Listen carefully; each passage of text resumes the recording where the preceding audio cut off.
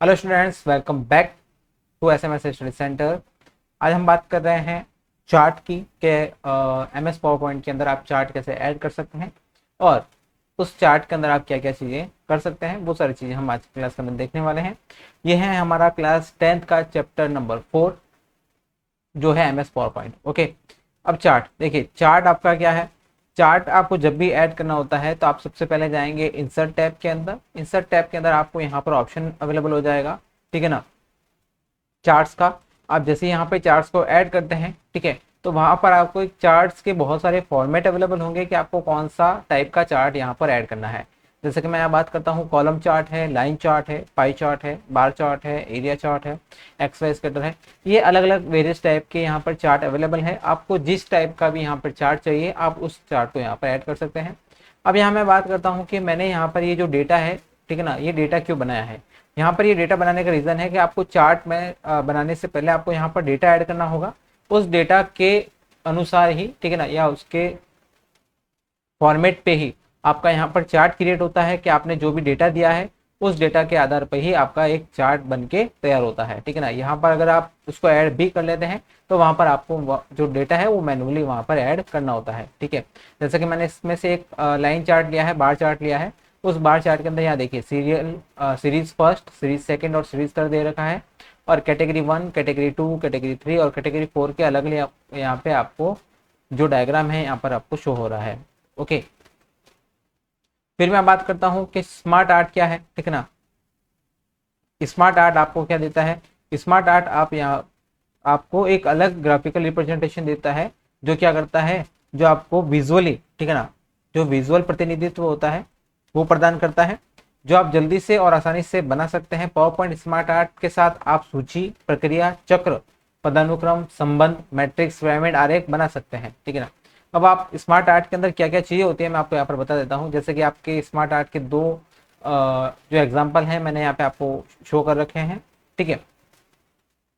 यहाँ देखिए, जैसे आप इंसर्ट के अंदर जाते हैं, इंसर्ट के अंदर आपके पास में स्मार्ट आर्ट का एक ऑप्शन अवेलेबल होता है। स्मार्ट आर्ट आपको दिखता कैसा है, यह देखिए। आप स्मार्ट आर्ट के अंदर जो ग्राफिक्स है, जैसे कि ऑल टाइप के हैं, यहाँ पे लिस्ट हो सकती है, कोई प्रोसेस हो सकता है, कोई साइकिल हो सकती है, कोई हायरार्की हो सकती है, किसी के बीच में रिलेशन शो करना है आपको, कोई मैट्रिक्सेस शो करनी है, या फिर कोई पिरामिड शो करना है, ठीक है ना। देखिए, आज के टाइम में आपको बहुत सारी चीज़ों की आवश्यकता होती है। जैसे मैं बात करता हूँ एक छोटा सा एग्जाम्पल के साथ में, आपको एक कंपनी का क्या बनाना है, कंपनी की हायरार्की बनानी है, ठीक है ना, कि यहाँ पर सबसे टॉप के अंदर कौन है, सबसे बॉटम के अंदर कौन है, उससे नीचे कौन है। तो वो सारी चीजें किसके द्वारा बना सकते हैं, आप स्मार्ट आर्ट क्लिप के द्वारा यहाँ पर बना सकते हैं, ठीक है ना। यहाँ पे आपको बहुत सारा ऑप्शंस अवेलेबल है। जैसे कि मैं बात करता हूँ किसी साइकिल की, मीन्स आपको कोई प्रोसेस दिखाना है कि ये आपका प्रोसेस इस तरीके से काम करता है, तो आप उसको साइकिल के द्वारा, प्रोसेस के द्वारा वहाँ पर उसको शो कर सकते हैं। ओके, फिर मैं बात करता हूँ हाइपरलिंक की। देखिए, सबसे पहले बात करते हैं हाइपरलिंक होता क्या है। हाइपरलिंक पावर पॉइंट का एक टेक्स्ट या ग्राफिक है जिसे आप क्लिक करके जल्दी से दूसरी पावर पॉइंट स्लाइड या बिंज प्रस्तुति या किसी वर्ड दस्तावेज या एक्सेल स्प्रेडशीट पर जा सकते हैं। मीन्स आपको कोई भी एक ऐसा टेक्स्ट, ऐसे स्लाइड जिसके ऊपर आप क्लिक करते हैं तो आप वहां पर जो टेक्स्ट है उसकी सहायता से किसी दूसरी स्लाइड, किसी दूसरे टेक्स्ट या किसी दूसरे आप एक्सेल शीट के ऊपर क्या कर सकते हैं, लिंक कर सकते हैं। टेक्स्ट या ग्राफिक ऑब्जेक्ट जिस आप हाइपरलिंक बनाना चाहते हैं का चयन करेंगे। इंसर्ट टैब में लिंक्स ग्रुप में हाइपरलिंक पर क्लिक करेंगे और इंसर्ट हाइपरलिंक डायलॉग बॉक्स में बाईं ओर 4 आइकन आपको निम्न अनुसार दिखाई देंगे। कौन कौन सा आइकन है यहाँ पर देखिए। सबसे पहला है एग्जिस्टिंग फाइल या web page, place in this document, create new document या ईमेल एड्रेस। तो यहाँ देखिए, सबसे पहले इंसर्ट के अंदर जाना है, लिंक्स टैब के अंदर जाना है और यहाँ पर आपको हाइपरलिंक का एक ऑप्शन अवेलेबल होगा। उसको जैसे ही आप क्लिक करेंगे तो आपके सामने एक पॉपअप मेन्यू ओपन होगा जिसके अंदर आपको क्या करना है, 4 ऑप्शन अवेलेबल है। सबसे पहला है एग्जिस्टिंग फाइल और web page, place in this document, create new document और ईमेल एड्रेस। मीन्स आपको इसी के अंदर क्रिएट करना है तो आप इसको चूज करेंगे। आपको कहीं दूसरे जगह पे जो डॉक्यूमेंट पड़ा है उसको चूज करना है तो इसको चूज करेंगे। क्रिएट न्यू डॉक्यूमेंट मतलब नया डॉक्यूमेंट क्रिएट करना है तो इसको चूज करेंगे। और ईमेल एड्रेस अगर आपको लाना है तो आप इसको, इस ऑप्शन को चूज यहाँ पर कर सकते हैं।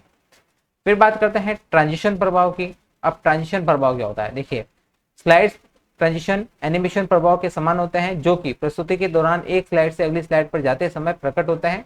आप गति को नियंत्रित कर सकते हैं, ध्वनि जोड़ सकते हैं, संक्रमण प्रभाव के गुणों को अनुकूलित कर सकते हैं। कहने का मतलब है जब भी आप एक स्लाइड से दूसरे स्लाइड पे जाते हैं तो आपने देखा होगा कई बार जब स्लाइड शो कर शो करते हैं तो यहाँ पर देखिए, तो यहाँ पर जब भी आप स्लाइड को न्यू स्लाइड पे जाती है तो वहाँ पे आपको अलग अलग ट्रांजिशन शो होते हैं। जैसे कि मैं बात करता हूँ उस ट्रांजिशन के अंदर आपको वो लेफ्ट टू राइट जाता हुआ दिखाई देगा, राइट टू लेफ्ट जाता हुआ दिखाई देगा, कुछ कुछ इस तरीके से आपके ट्रांजिशन यहाँ पर आपको शो होते हैं। आप ट्रांजिशन टैब आप कहाँ से सिलेक्ट कर सकते हैं, कहाँ पे ट्रांजिशन टैब होता है, मैं आपको बताने वाला हूँ। सबसे पहले आपको जाना है एनिमेशन के अंदर, ठीक है। एनिमेशन के अंदर यहाँ पर ट्रांजिशन टू दिस स्लाइड, ठीक है ना, transition to this slide tab के अंदर जाएंगे। वेरियस टाइप के आपके पास में ट्रांजिशन अवेलेबल हो जाएंगे। जैसे कि मैं यहाँ बात करता हूँ फेड्स एंड डिसॉल्व की, वाइब्स की। यहाँ देखिए स्लाइड को नीचे की तरफ ले जाना है, स्लाइड को बाएं ले जाना है, स्लाइड को दाएं ले जाना है, ऊपर ले जाना है, ठीक है ना। सर्कल के अनुसार आप उसको स्लाइड करना है या फिर पूरे स्लाइड को ड्रैग एंड ड्रॉप करते हुए नीचे की तरफ ले जाना है, बाएं तरफ ले जाना है, दाएं ले जाना, मीन्स बहुत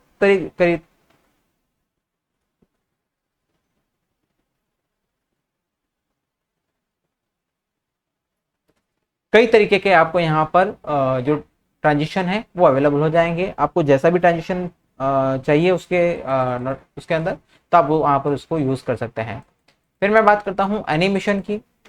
तो एनिमेशन क्या होता है, महत्वपूर्ण बिंदुओं पर ध्यान केंद्रित करने के लिए, एक सूचना के प्रभाव को नियंत्रित करने के लिए, आपकी प्रस्तुति में दर्शक रुचि को बढ़ाने के लिए एनिमेशन एक शानदार तरीका है। आप एक टेक्स्ट या किसी ऑब्जेक्ट जैसे कि कोई चित्र हो गया है, आकृति हो गई है, स्मार्ट आर्ट ग्राफिक्स हो गया है, पर एनिमेशन प्रभाव लागू कर सकते हैं। अंतर्निहित एनिमेशन प्रभाव को एक टेक्स्ट या किसी ऑब्जेक्ट पर लागू करने के लिए निम्न चरणों का आपको पालन करना होगा। तो सबसे पहले आपको कहाँ जाना होगा, सबसे पहले आपको जाना होगा एनिमेशन टैब के अंदर। वहां पर आपको एनिमेशन के अंदर जैसे आप टैब को क्लिक करते हैं तो आपके सामने बहुत सारे ऑप्शन अवेलेबल हो जाते हैं। जैसे कि मैं बात करता हूँ फेड है, वाइप है, फ्लाई इन है या कस्टम एनिमेशन है। वेरियस टाइप के एनिमेशन आपको देखने को मिल जाएंगे, तो आप वेरियस टाइप के एनिमेशन को यहाँ पर सेलेक्ट कर सकते हैं। एक कस्टम एनिमेशन भी होता है। जैसे कि कस्टम एनिमेशन की बात करूं यहाँ पर, तो आप अपने हिसाब से कोई भी एनिमेशन क्रिएट कर सकते हैं। जैसे यहाँ पे अपियर का दे रखा है, ब्लाइंड्स का है, बॉक्स का है, चेकर बोर्ड का है, डायमंड का है, फ्लाइन का है, वेरियस टाइप के आप यहाँ पर जो कस्टम एनिमेशन है वो भी अप्लाई कर सकते हैं। ओके, नेक्स्ट बात करते हैं ध्वनि क्लिप की। देखिए ध्वनि क्लिप क्या होता है, एक छोटी सी क्लिप, ठीक है ना, जैसे कोई भी गाने का एक छोटा सा भाग हो सकता है जिसको हम ध्वनि क्लिप कहते हैं।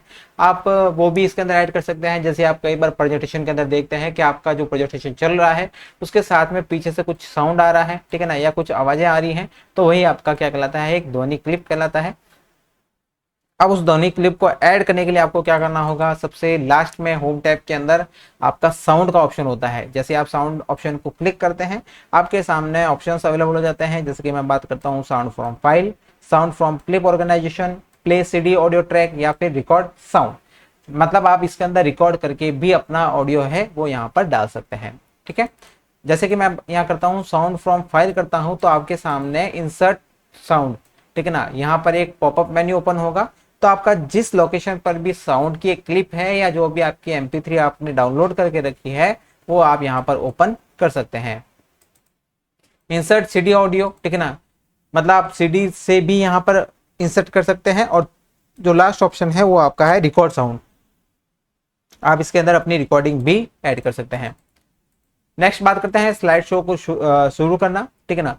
दो ऑप्शन है आपके पास में। सबसे पहला है व्यूज टैब के प्रेजेंटेशन व्यूज ग्रुप में स्लाइड शो पे क्लिक करेंगे, या फिर दूसरा ऑप्शन है F5 को दबाएं। मीन्स आपका जो शॉर्टकट की है उसको जैसे ही यहाँ पर क्लिक करते हैं तो आपके सामने स्लाइड शो ओपन हो जाता है। यहाँ देखिए स्लाइड शो ऑप्शन है और दूसरा है आपका F5। दोनों ऑप्शन के द्वारा आप अपनी जो स्लाइड है उसको शो करना स्टार्ट कर सकते हैं। मतलब आपका जो प्रेजेंटेशन है वो यहाँ पर स्टार्ट हो जाएगा स्लाइड बाय स्लाइड। जैसे भी आपने स्लाइड को मैनेज किया है उसके हिसाब से वहां पर जो स्लाइड है वो यहाँ पर रन होना स्टार्ट हो जाएगी। कस्टम स्लाइड शो को बनाना, ठीक है ना, यहाँ देखिए स्लाइड शो के अंदर जैसे ही टैब के अंदर जाते हैं आपके पास में एक और ऑप्शन होता है जो होता है कस्टम स्लाइड शो। मतलब अपनी स्लाइड को कैसे कितनी देर के लिए आपको रखना है, कौन सी स्लाइड को पहले लाना है, कौन सी स्लाइड को बाद में ले जाना है, वो सारी चीजें आप कस्टम स्लाइड शो के द्वारा भी कर सकते हैं। Okay, next.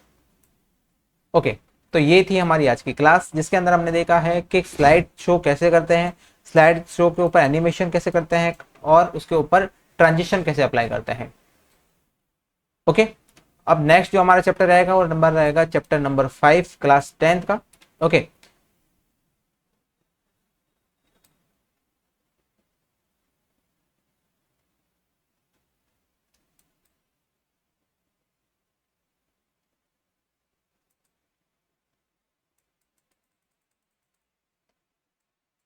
नेक्स्ट जो चैप्टर रहने वाला है वो रहने वाला है एमएस पिक्चर मैनेजर।